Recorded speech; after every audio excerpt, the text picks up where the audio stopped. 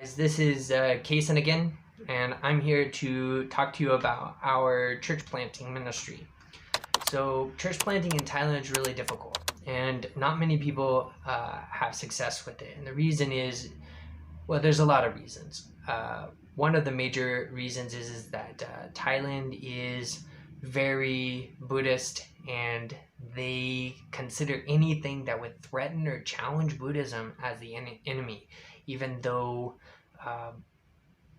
Buddhism is not international; it's very Thai. So for me, that would be a huge thing to cause me to question my faith if I was a Buddhist. But they typically don't consider that. They view religion a little bit differently than we do in the West. So really, I have to work on an apologetics ministry in order to get the church planting thing going.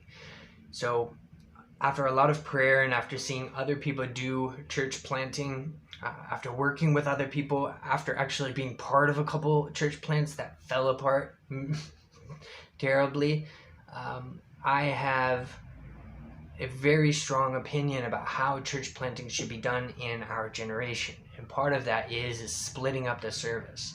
I really honestly believe that if you invite unbelievers into a Christian service in Thailand or in any country that Christianity is a minority, you're not going to do too well. And the reason is because, like my wife, when she came to church for the first time, she was totally lost. And I'm thankful that the week before this, we had a prayer meeting, and at that prayer meeting on Friday night, I made the recommendation that we start a interested people's group and a new believers group, so that we can have both an unbelievers and a new believers group in the two new classrooms in the new building that they built. And this is the old building that we're renting from them now. So this is the church that we're closest with here. And they did it. And so the next Sunday, this beautiful young woman walks through the back doors of the church, and I had met her once before, but I had forgotten her. And I see her, and I don't know how I know it, but I'll probably tell this story another time. But anyway, I pretty much it's like love at first sight kind of thing. It's an awesome story. You guys have to go and watch another video. I'll probably put a link in the description sometime, or maybe not. But anyway, so that class, the unbelieving class for interested peoples, I see as a very strategic and important part of church planting here in Thailand.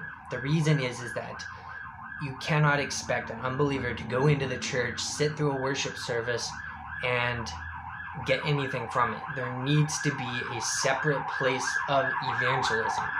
Now in Thailand, it's actually illegal for your common person to go out and preach in the park. Now we do it. We're lawbreakers here, and I'm going to confess that up front. We're lawbreakers. We break the law without a permit. We go out and we share the gospel. We hand out gospel tracts, and we talk with people. We invite them to the group. But that's exactly what it is. It's inviting them to the group. I think that even in America and developed countries where people are somewhat familiar with the gospel, I think that this is still a pretty good idea, that you invite people to a group or a class that is for people that are interested, more of an apologetics class where they can ask their questions and get their answers and talk about things that they're not so sure about, and then hear the gospel. This is really important, because when you preach on the street, when you share the gospel in the park, wherever you're sharing the gospel, in the market, here in Thailand we have this amazing market thing that just, markets pop up everywhere. So it's, when we read in the Bible that they preach in the market, that's what it is. And we have that kind of market here, just open market where people just set up shop and sell. Like, it's awesome. In the West, we're starting to get these kind of farmers markets, but not really to the extent and the vastness that it is here in Thailand. And so I think that kind of ministry, as we go on, I think we'll start doing more of that. Of course, we'll probably have to acquire permits if we're going to do anything serious to that extent. I have a friend who has a religious visa, which allows him to do stuff like that without a permit, but I don't. I'm on a volunteer visa with a really wonderful organization. But I do not have a religious visa, so I'm not permitted to do things like that without a special permit. Neither are citizens of this country. So even citizens of this country have to acquire a special permit in order to preach or share the gospel in public. Now, of course, what are they going to do? So, jail, basically. Jail or a fine or something like that. But are they really going to enforce it? Thailand doesn't enforce anything, so I'm not worried about it. Back to the thing.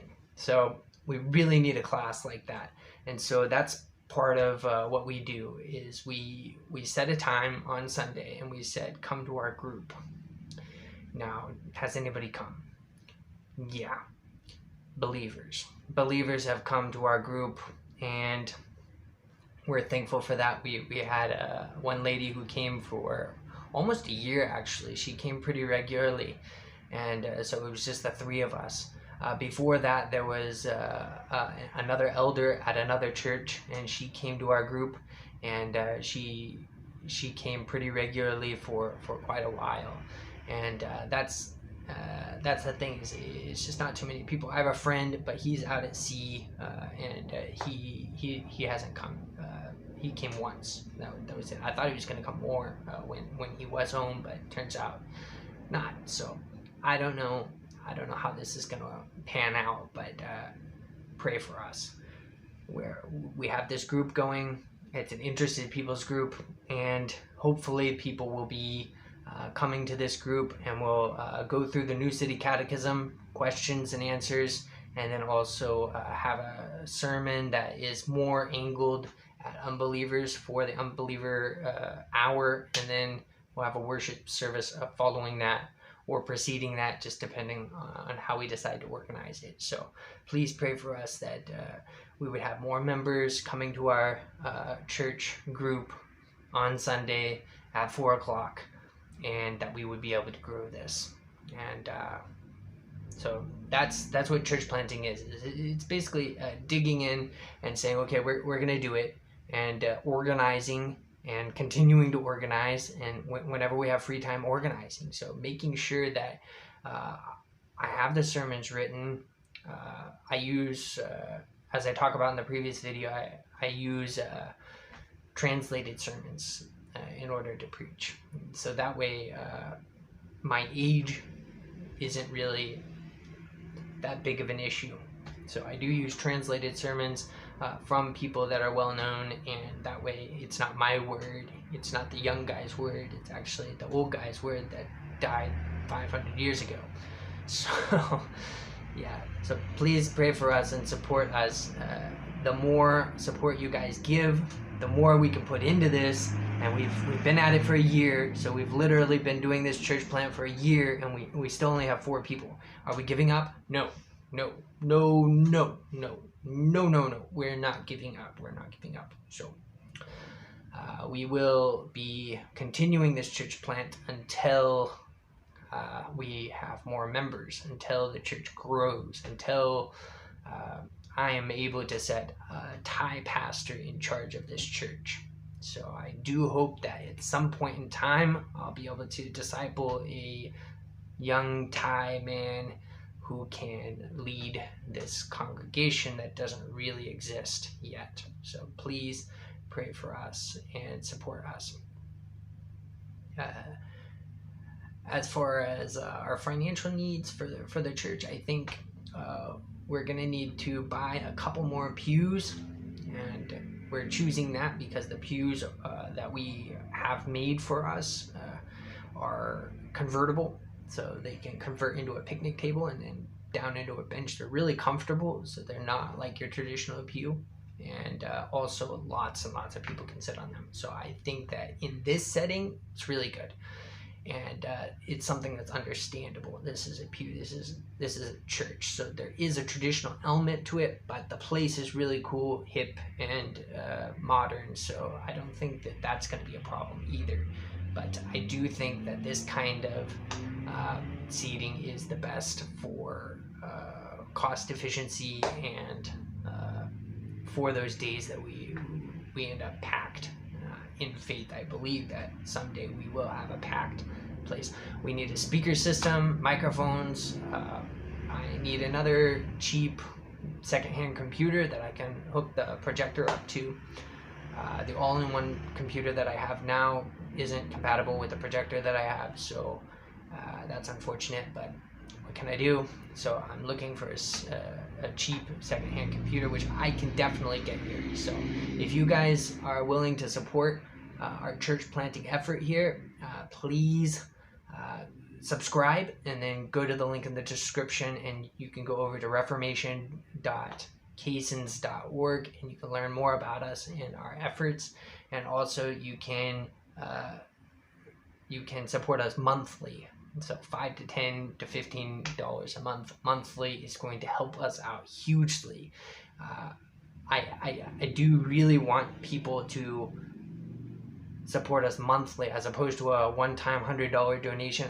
I would much rather people commit to a small amount of money regularly. That way we have some kind of stable ministry income that will help us to plan and to grow gradually. So I think that this is the best way to do it. So thank you for watching, and thank you for supporting us. God bless. สวัสดีครับ